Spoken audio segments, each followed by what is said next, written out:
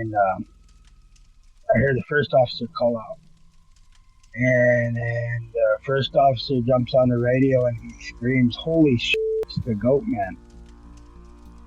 And I mean, it's just like everything went quiet. And I could hear the ringing in my ears, and I could feel my heart race. And so I hit my light and I went flying up there. I've been told by some older people, elders, that you grab them and you hold them and you don't own them, but you hold them there until daylight. If you can hold them or pull them into the light, it destroys anything they have, any kind of power or anything they were trying to do to you. It'll destroy them.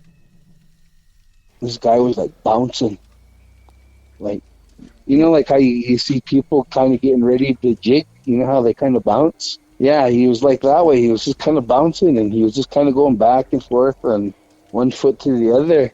And he just kind of turned sideways, and he turned back over to the other way, and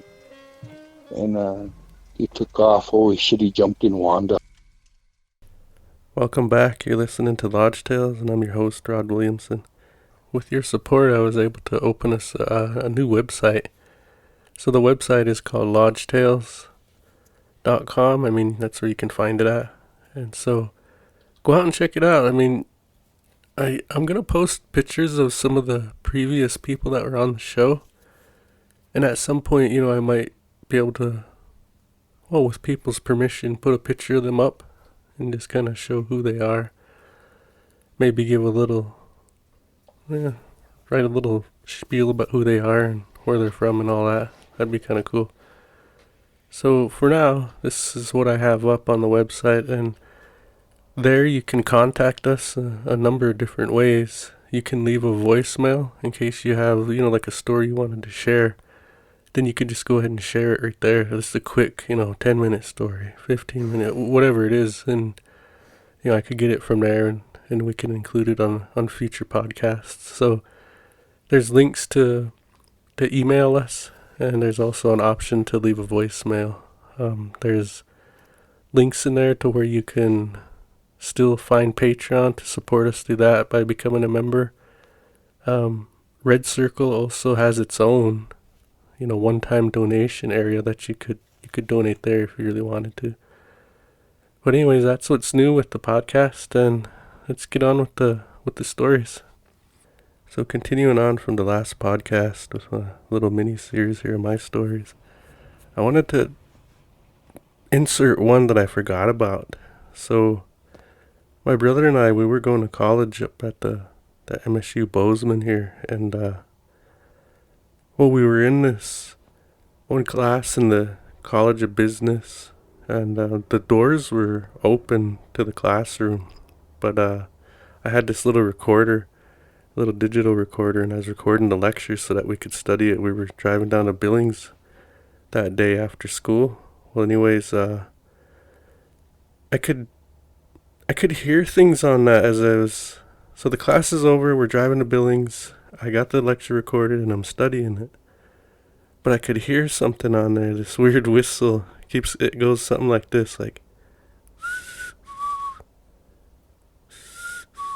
This keeps doing that, just periodically, and I was thinking, geez, I didn't hear nothing whistling on there, while it was being recorded, so I thought that was kind of strange. Anyways, I just kept listening to it, and we were driving down to Billings. He was driving, I was listening, and I could hear, the class was really quiet. It was quiet in there, and there wasn't a lot of noise.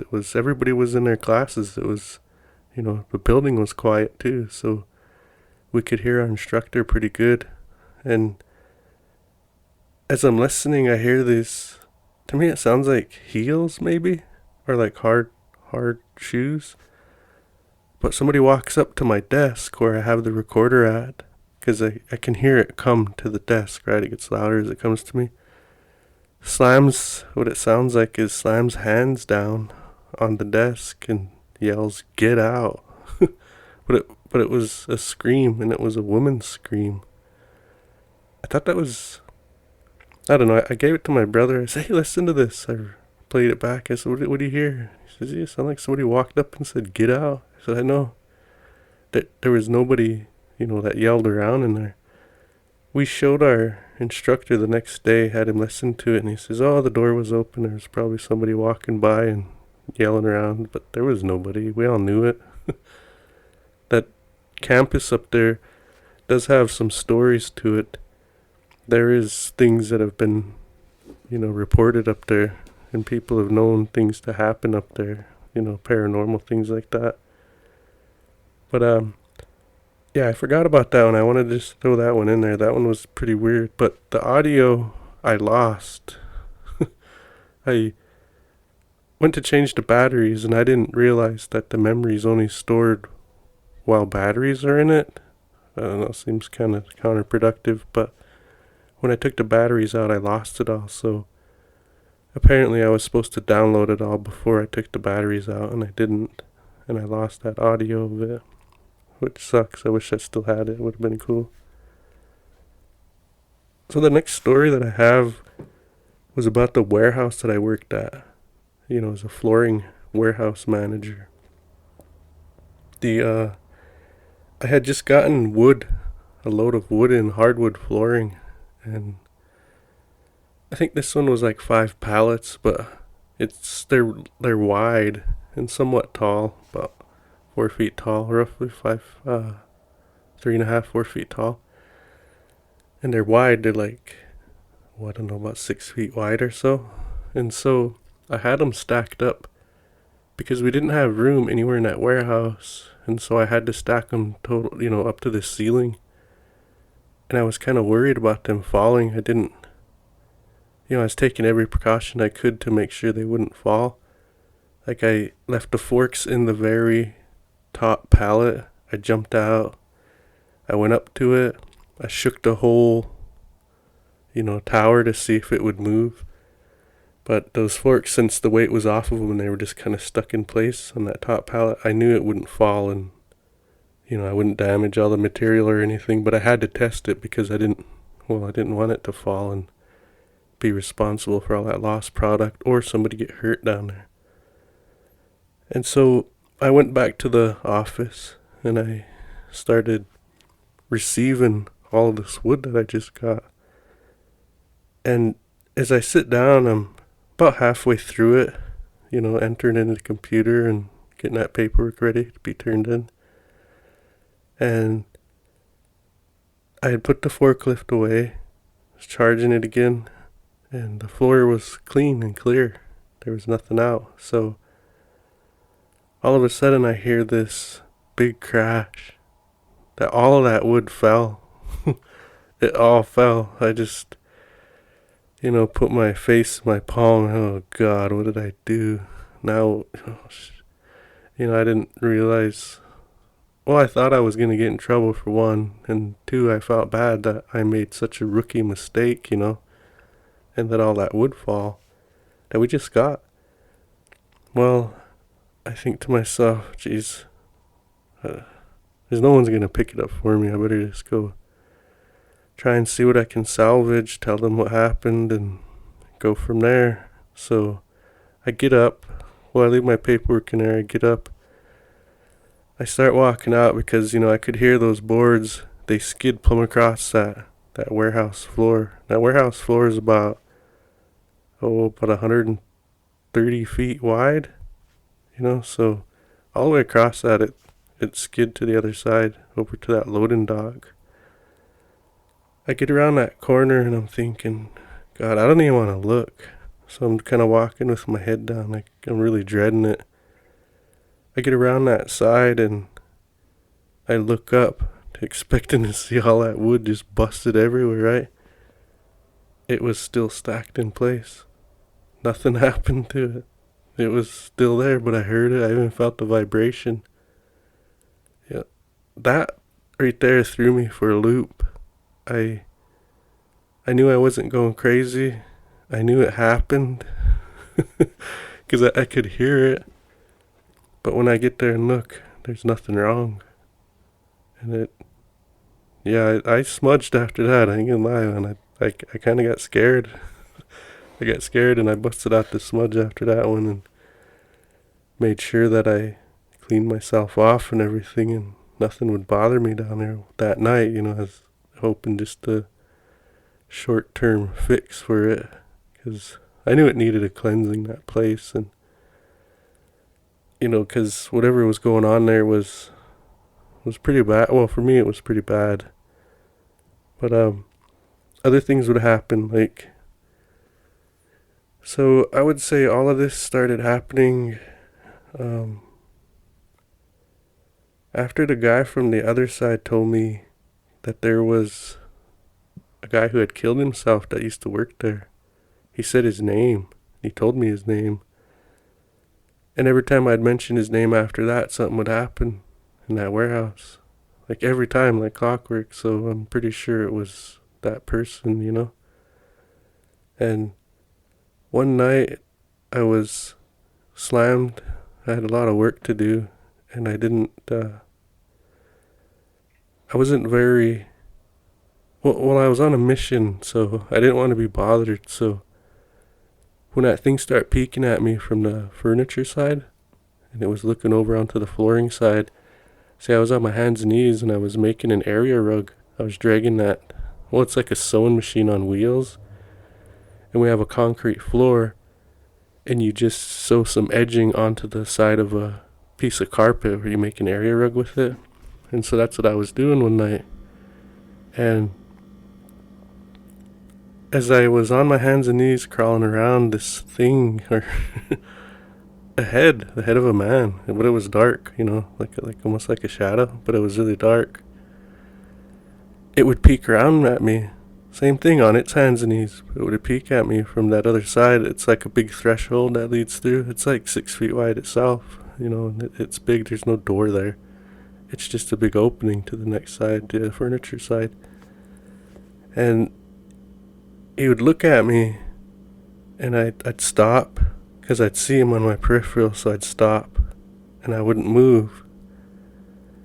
But the minute I got it in my mind to move, the second I got it in my mind to move, I would turn to look, and he would duck back. He just kept doing that. And it started bothering me, That was like the third night that he did that to me, altogether. And I was getting frustrated by it, because I had a lot of work to do, and I was all by myself down there. I was doing the work. Well, at one point we had 3 people down there, and the bosses kept letting them go until I was all by myself. And I was doing a lot of work, so I was thinking, then I started talking to it, because I got frustrated. I said, look, I know you're there. I know you're there. I see you all the time. You're always making it obvious. I know you're there. You don't have to try to get my attention anymore. I know you're there. As a matter of fact, why don't you do some work around here? Help me catch up. Instead of, always bugging me and slowing me down. I was getting frustrated with it. So that went on one night. Well, a couple nights that went on, and that night I finally said something to it. After that, he didn't look back at me. It didn't bother me that night. I finished working in there for about another hour or two, and I left. But I was there all by myself. It was after hours. And yeah, that was the last time I remember it peeking at me. But we had this camera that they made us, well, I kept having salespeople go down to that warehouse and take stuff over the weekend. Then my inventory would be off. We would do inventory every quarter, every 3 months. And if my inventory was on and it was straight, I got a bonus. But I could never keep it straight, because people would go down there and take things and not invoice it. And I'd basically get the blame for it, So I asked for cameras to be put up down there, if I could get some and install them. And they gave me the green light, so I got some. I installed them down there so I could see who's coming and going, and it would just be a matter of, hey, I seen you in the warehouse this weekend. Did you invoice everything that you took out? I seen you walk out with a few things. I just need to know so we keep our inventory straight, something like that. And anyways, as I set up those cameras, that first night I set them up and I left for home. I get back in the morning and I look in that program because it's attached to the computer, right? So I log in and I'm looking at it, and there's a lot of hits on it for that night. And I'm thinking to myself, well, I just have the motion sensor, whatever, up too high, and it's just catching any little thing, whatever. So I look, the first video that I look at is, sure enough, there's lights kind of like flashing as they drive by, and it would set it off. And I was like, well, I'll go through them all just to make sure, just to see if anything happened last night. I mean, it didn't look like anything was out of place, so I wasn't too worried about it, but I thought, well, when I had time, I went through them and I looked, and geez, I see. There's one part where I'm pretty sure it was that spirit that was down there. He walked by my front office. There is a window there that you can see the front door, the people coming and going. And that's where I had one of the cameras set up. And anyways, he's walking out, or just walking down that hallway, getting ready to go into the warehouse and everything. I mean, it's already part of the warehouse, but he was getting ready to walk around that corner into the warehouse further. And it stops. It looks right at that camera, and it looks like a man shape, but it's really vague, you can't really make it out very well. But he looks into that camera, turns back, and like just ducks out of view. Well, sucks back out of view, like takes a step backwards and just kind of like straightens up and gets back out of the camera. It was kind of made me laugh, but it was something. There were other things that we caught on that too. Weird lights. These lights would happen all the time. One time there was this, I really don't know what to make of it, but it looked like a cross, but not like a Bible cross. Imagine like a plus sign, more like a plus sign. And it was just light on that one wall, kind of like in the middle of that one wall. Stayed there for a little while, then just kind of faded away. I thought that was really weird. I didn't know how to explain that one, but I always caught different lights. I guess you call them orbs. Kind of all over in there, There was quite a few of them, and different sounds. It would catch sounds all the time. I could write that off as an old building, but like things dropping or things slamming all the time, like all night. And we really don't have things down there that do that. The only thing close to that is when that big heater would kick on, it would make a kind of like a slam sound, I guess you could say. But you could hear it. It's just distinct. These other things are like, sound like maybe like a broom handle falling to the concrete, or they were just different sounds from that heater, and that heater would only kick on every now and then kick back off, and it was distinct. You could recognize it from that video alone, just from working there. You're like, oh, that's that heater, These other things are just odd sounds, but they'd happen quite a bit. So, that was the weird thing we caught on there. There was other things, I really don't remember a lot of them, but my brother, I'd show him every time I'd catch something. Hey, look at this, because he worked on the furniture side. And I was always showing him the weird things I'd catch on that camera. Well, anyways, one night I was getting ready to leave, and my wife and daughter were waiting for me. And my daughter had to go in and use the bathroom, so my wife brought her in. I said, yeah, just go ahead. I gotta load out this last customer, and then I'll be gone. We'll head home. They were there to pick me up. Well, when they were in that bathroom, I came back to clock out, and I gotta walk by that bathroom to clock out, and they were already coming out. And my wife asked me, were you bothering that door? Trying to get in there, messing with us? And I told her no. She just said, ew, like that, and grabbed my daughter and just kept walking with her out really fast. I thought, I wonder what the heck happened. So I clocked out and jumped in with them, and I was driving home, and I was asking her what happened. And she was telling me that, you see, my daughter, when she was small, she would call like a bad spirit or something a nanny. And it was sticking its fingers under that door. Well, she said at first it was jiggling that door handle. And she was just getting Bree's pants up, and like getting her button back up and stuff. And Amber's back was to the door, and Bree said, "Look, there's that nanny." And there was fingers under that door, and it was pulling from the bottom of the door at this point. Well, they walked down that. She thought it was me, so she didn't really think anything of it, but she went out and she was going back over to that side, but she stopped just to get my daughter's belt kind of buckled, and Bree said it again. "There's that nanny," pointed down that really dark aisle, on that furniture side, that first row there, close to the flooring side. Well, anyways, my wife just grabbed her and walked over, and that's when she asked me if that was me over there bothering with the door. I told her no, and I thought, well, now this thing's starting to bother my family. It's one thing to bother me, but I don't want it thinking it can mess with my family like that. So I'm gonna bring some smudging tomorrow. I'm gonna get rid of that thing. That's what I thought. And so I go back in that next day, and I call up to that store, and I said, after work, I called that office lady, and I said, "Look, I'm gonna burn some smudge down here." And she says, "What's wrong?" I said, "Oh, nothing. It would make me feel better if I could just burn it." She says, "Well, I'll do what you gotta do to, feel good." They know we're natives, but they're non-natives. And I said, "All right." I said, "But if that fire alarm goes off, that's why." I said, "Don't freak out. I'll just fan it till it quits." That's what I told her. And she said, "All right." And so everybody left, and I turned off all of those lights in that whole place. And it was raining out at the time. And I didn't have on any, radio, anything like that. Computers off. Everything was off, even on the other side.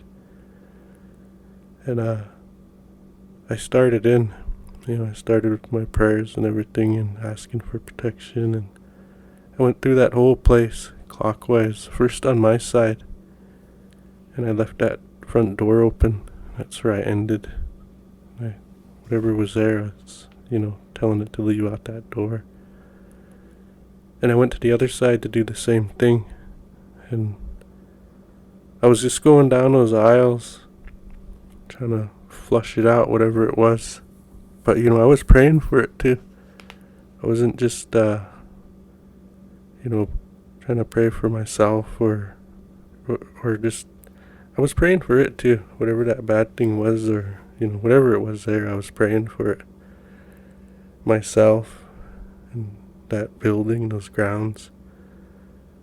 And I get to this point where I can feel it. I walk down this aisle, and there it is, right in front of me. Because it's trying to scare me, but it's in this dark place where I can't see it. But I know it's there. It's like hitting me with, I guess the only way I can describe it is if someone had a bucket of water and they just kept splashing you, But, well, it wasn't water, it was fear. It was trying to hit me with fear. That's kind of like the only way I can describe it. But I knew that if I had that smudge, that nothing could bother me. That I do see the Creator.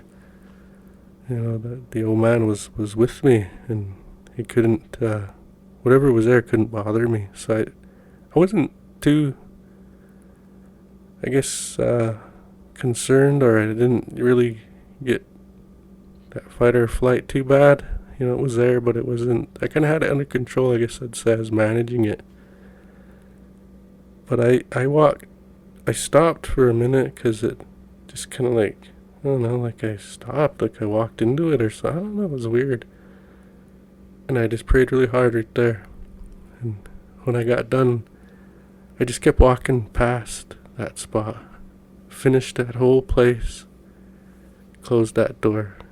And ever since I did that night, kind of cleansed that whole building out, both sides, that thing never bothered me again. ever. You know, kind of the way I think about that is that guy that had killed himself, pretty sure it was him there. Like I said, because I would say his name and things would happen. So I think he was trying to get my attention. As if I'm trying to say what happened there, you know, it was that. He was trying to get my attention, you know. He was stuck, I think, and he needed help to get over. And so I think that's what I provided for him, you know, was just to kind of help him over. And I did. You know, I just realized that if there's something bad there, then, you know, maybe it needs help too, whatever it is. Because I didn't get the feeling it was something non-human. You know, I kind of got the feeling it was a person. Well, because it looked like a person. It'd peek at me, you know, in that camera. So anyway, that's kind of how I approached that and kind of made that come to a conclusion, was when I finally smudged it out. And it worked. It stayed away. Whatever it was quit happening again. And it wouldn't bother around anymore.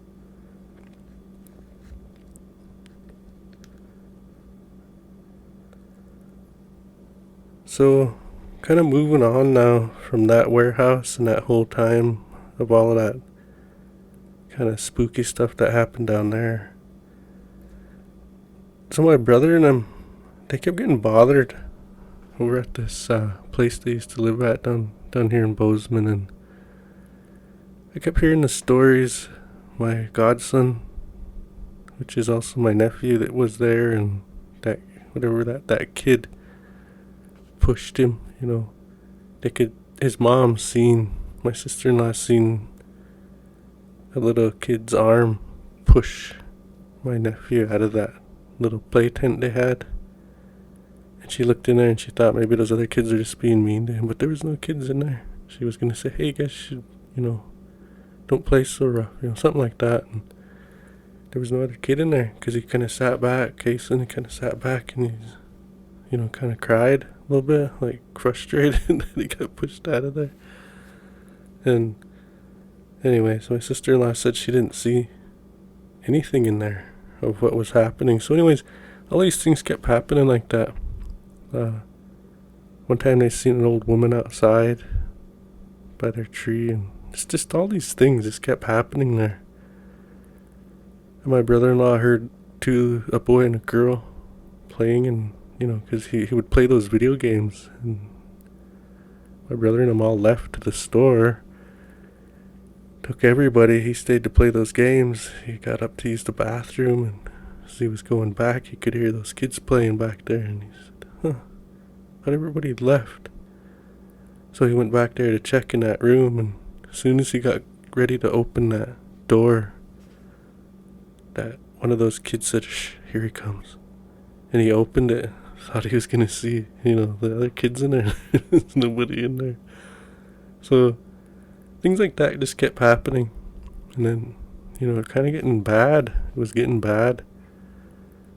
So one night I went to cleanse it out myself, and I kind of don't want to go into too much detail on how I did it or what I was doing, you know, because it's kind of private. It's kind of I was taught how to do it in a sweat, and I don't really want to kind of talk about that, how that works. Anyways, I was doing this thing, basically a cleansing, and there was nobody in that house. I was there by myself, but the kitchen light was on, and it was kind of toward evening. And as I got there into that kitchen, I'm standing there with, you know, my stuff, and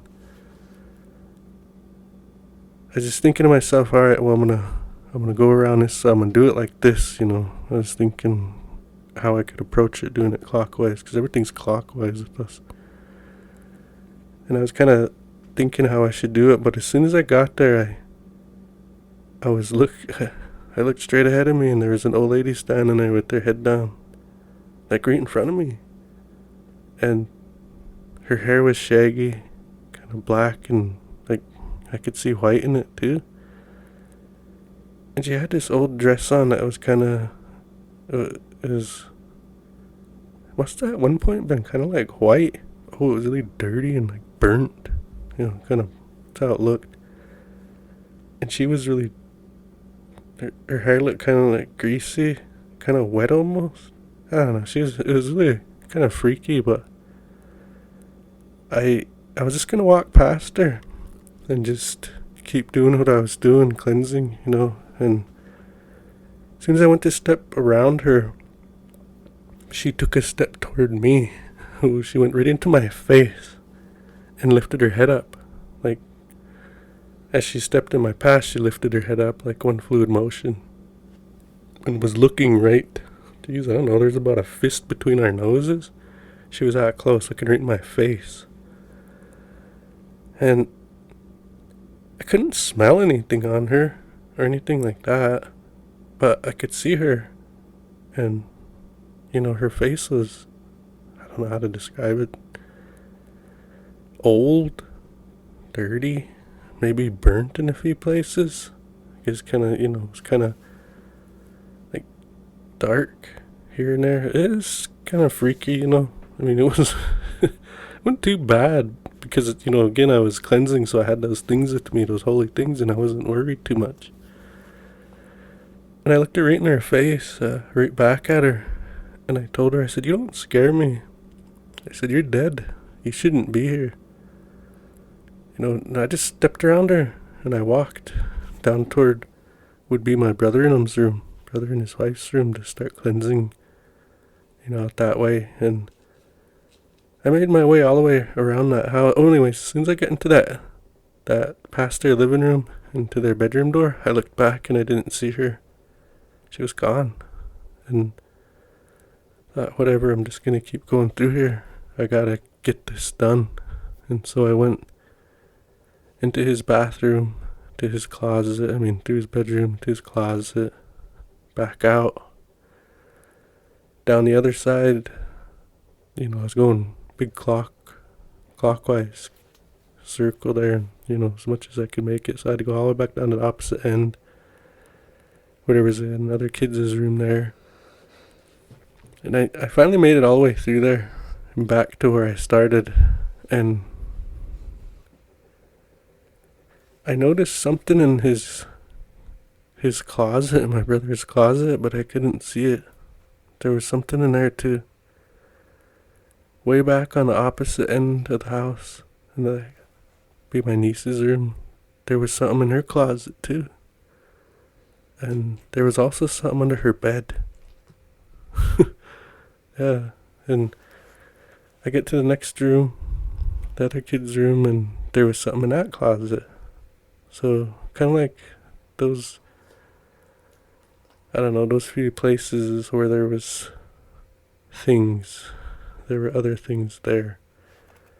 Well, I didn't really know anything about those rooms per se, Like, I didn't know they used to hear something breathing under that bed, where I knew there was something there. I didn't know that.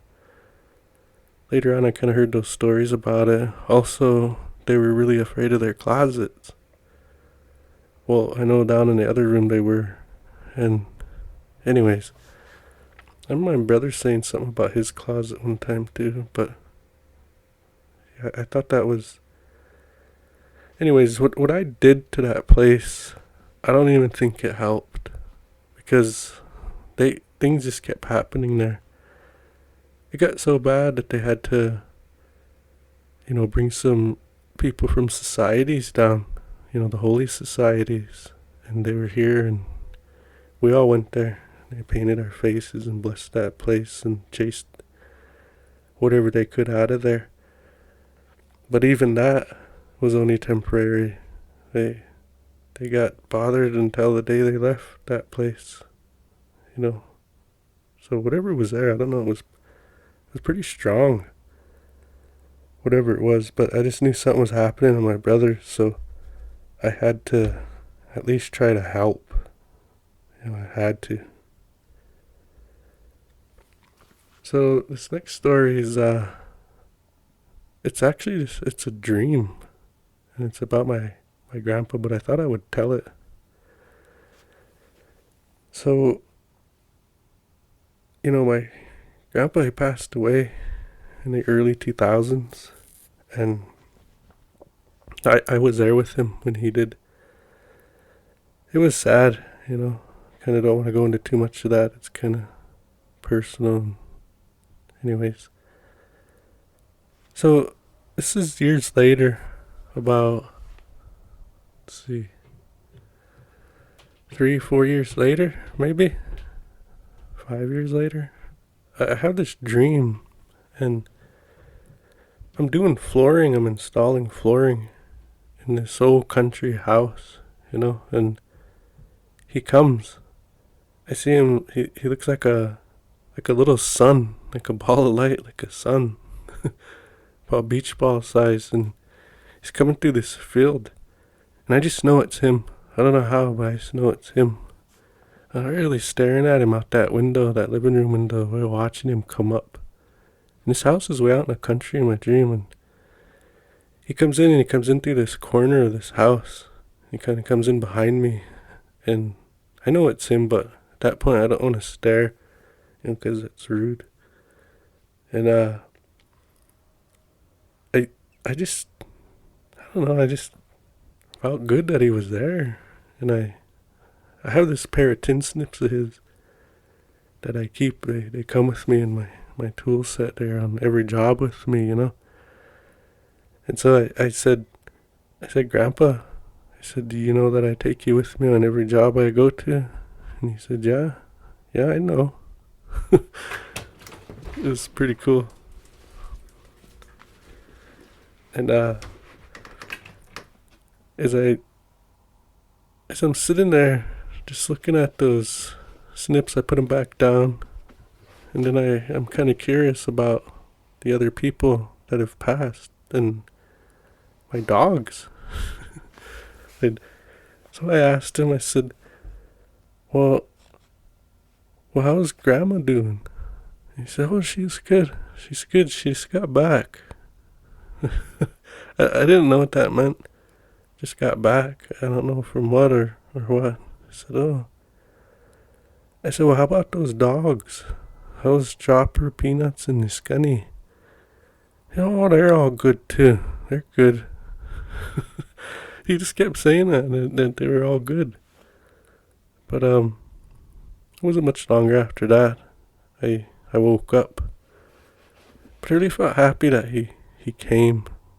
He came to that, came to me in that dream. There was one other time that he came, and I thought it was really cool because, I've told this story on previous podcasts, but I'm just trying to get them all together right here so I have them all in one place, I guess. But on this one, another dream, it was Christmas morning and we were at my in-laws. My dad had called, and that's what woke me up that morning. Somebody woke me up and said, hey, your dad's on the phone. Well, anyways, that night before, they were opening some presents at Christmas Eve, I want to say. Or they were just all sitting around. Anyways, I was watching them all. And, we used to do that when my grandma was alive too. She passed away in 86. We used to all do the same thing. So I'm watching them, and I'm way back in that kitchen, away from that living room. And I say under my breath, but I still say it out loud. I say, Grandpa, I said, if you hear me, just know that I'm thinking about you. And I don't know if these people know how much they're blessed right now to have all this, but I know. And I remember it when we used to have this.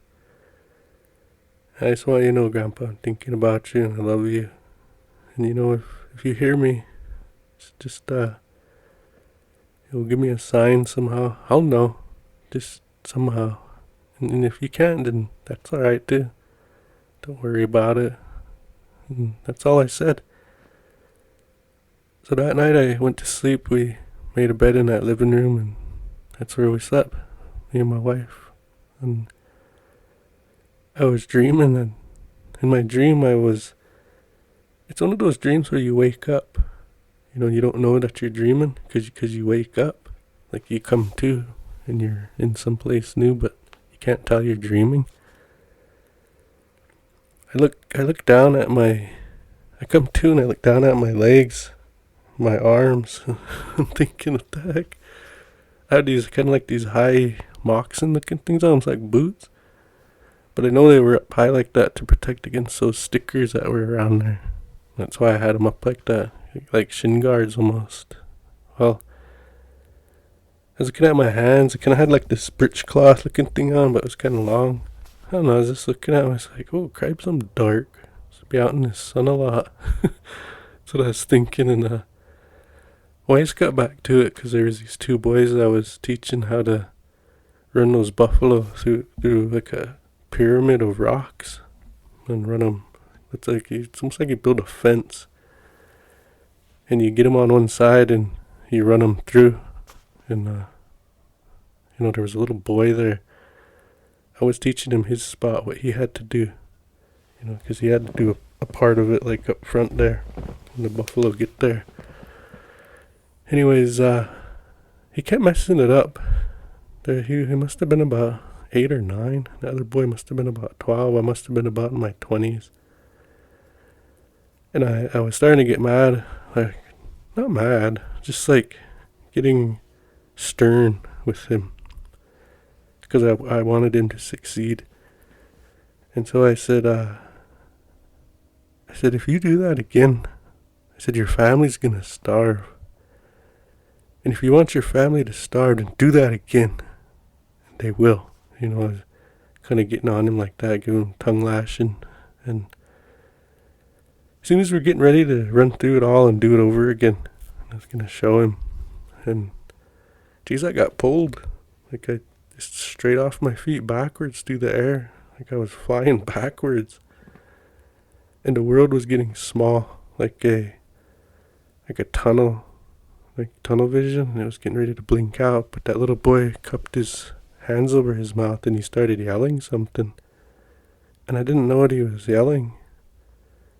But somehow I willed myself to stop falling or whatever was happening to stop. And I did, I stopped. And I said, what's that? And I could hear him yell. And I listened really close. I said it again, what's that? And he was yelling, he said, Appa, skinna, like that. We yelled it. I said, what? He yelled it again. Then I let go. I was falling back. But that's what he's yelling, Appa, skinna. And then somebody woke me up and said, hey, your dad's on the phone. And so I was talking to him. He was just asking what we were going to do that day. I told him, well, we're just going to make our rounds, open presents and stuff. He said, well, be sure and stop by, huh? He says, I'm up at your Aunt Betty's right now, but I'll be up at my house. So I'm alright. And before he left, I said, hey, Dad, I said, does this mean anything to you?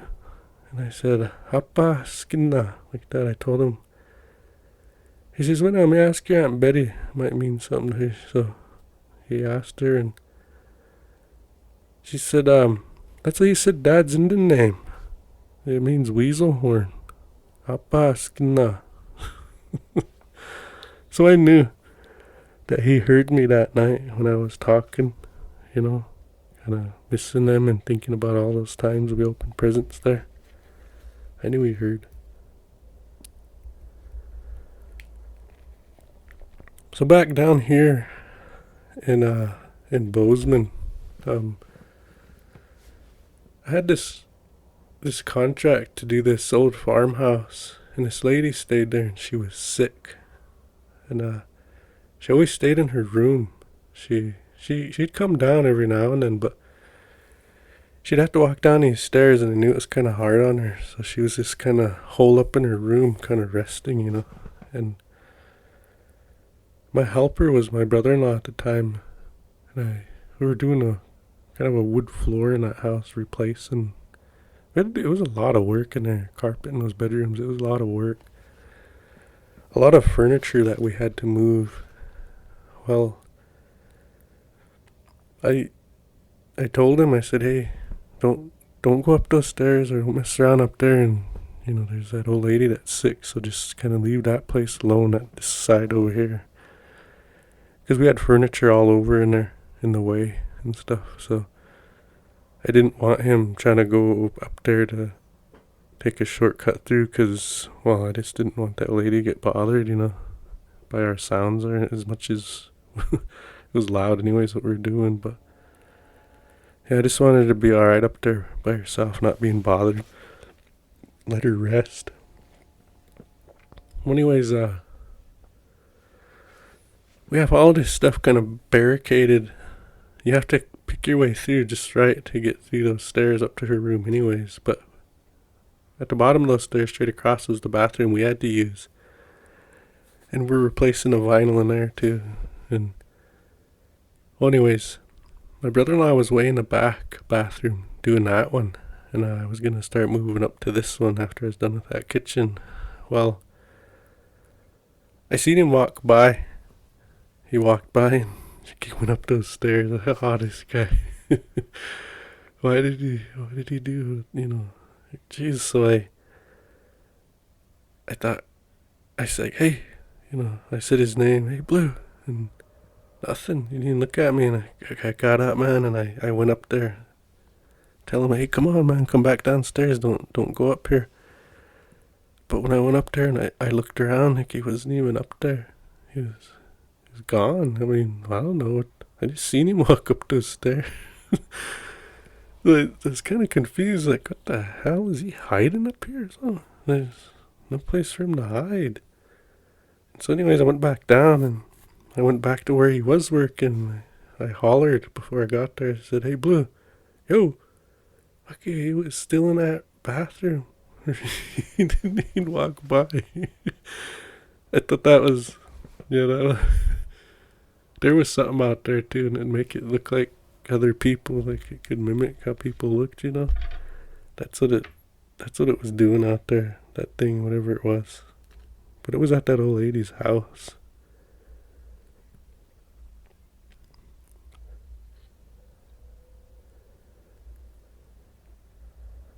So recently, there was this little house another little farmhouse. Well, it was a house built in the middle of this field, and I think the people that own the land around it must do hay, like alfalfa or something. I'm not sure, but maybe even wheat. But this little lady that owns all that land, she had this house built for her daughter, or her granddaughter was gonna stay there. And what it was basically just two of those Amish sheds, kind of shaped like an L, laid out like an L, those two sides. Then they built a custom add-on to it where it joined the two together. It's really nice. And I got the contract to do wood floors out there. Well, when I first got there, I kept hearing somebody with a hammer in there. The other trim guy, he left, and I kept hearing somebody pounding in that. To me, it sounded like that bathroom way back on the other side of that L shape. And I didn't think nothing of it, so while they were working, so I didn't, just had my headphones on and listened to a book. I just kept working myself. Finally, I got up. I thought, I'm going to go see who that is. I don't know why they bang like that so much. I went back there and there was nobody there. But when I went back there, then I would hear the banging where I was just at, in the living room. I thought, okay, there's got to be an explanation for this, but whatever. I just went back in there, listened for it, and I didn't hear it. Then I'd hear it back in that back room again. I just kept doing that. Wherever I went, it would bang somewhere else. Just kept on like that and kept on like that. And so I kind of just put my headphones on and ignored it. That first day it was happening like that. And I turned up my volume I actually put on music, so it was more, excuse me, more distracting. And I went through and finished what I was doing. But one of those days I went back. I want to say it was the next day I went back, or a day after. Anyways, I was only there like a few more days at that time, and I heard somebody walking around in that back room. I was wondering who it was, so I get up and I go back. There's nobody, of course, and as soon as I'm leaving that back room, that's where I have my pile of wood stacked. Well, they're still in the boxes, but they're stacked there. And one of the boxes gets thrown as I turn that corner to leave. It just gets thrown on the floor. And I knew there was there's there's no way that can happen. There's something here. I'm not sure what it is. Anyways, I always call my mom and visit her when I'm at work or going to work, I thought I'd call her and just, we're always telling each other stories. And well, I'm going to tell her about this. And I picked up my phone to call her, and Jesus, damn thing said no data or something weird. I don't know. And it wouldn't let me call her. I couldn't call her. It's the first time that's ever happened. It's never happened since. So the phone's acting up. I don't know what the heck's going on, but I just put it down and I was thinking, I'm going to keep working and I don't know, just ignore it. And then my mom calls me through that phone. And anyways, I said, I was about to call you. There's something odd happening here. And kind of describing to her what was going on. And, she started laughing and saying, oh, whatever. Telling her husband, what was, this is happening around. Anyways, it just kept on like that. And one day my wife was laying on his couch, and I had this friend down here. His daughter is my daughter's really good friend, and he was our neighbor for a while. Army veteran. He was a mortarman. Anyways, he had a lot of, PTSD and stuff from Afghanistan, and he was struggling, but trying to make it all work. I'd talk with him a lot, whenever I'd see him. We'd always visit about this or that, but that was about it. Anyways, he ended up killing himself, and